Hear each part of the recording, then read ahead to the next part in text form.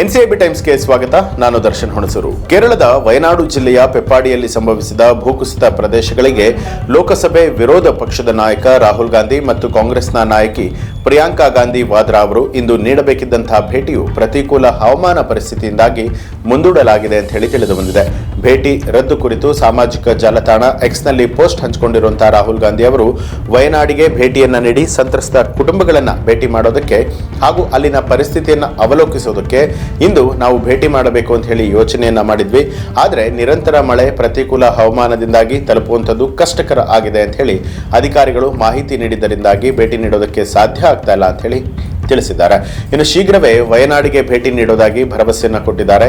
ಈ ಕಷ್ಟದ ಸಮಯದಲ್ಲಿ ನಾವು ವಯನಾಡಿನ ಜನರೊಂದಿಗಿದ್ದೇವೆ ಅಂತ ಹೇಳಿ ತಿಳಿಸಿದ್ರು. ವಯನಾಡಿನ ಸಹೋದರ ಸಹೋದರಿಯರೇ, ನಾವು ವಯನಾಡಿಗೆ ಬರೋದಕ್ಕೆ ಸಾಧ್ಯವಾಗದೇ ಇದ್ರೂ ಕೂಡ ಈ ದುರಂತ ಸಮಯದಲ್ಲಿ ನಾವು ನಿಮ್ಮೊಂದಿಗಿದ್ದೇವೆ, ನಾವು ನಿಮ್ಮೆಲ್ಲರಿಗಾಗಿ ಪ್ರಾರ್ಥನೆ ಮಾಡ್ತೇವೆ ಅಂತ ಹೇಳಿ ಎಕ್ಸ್ನಲ್ಲಿ ಬರೆದುಕೊಂಡಿದ್ದಾರೆ.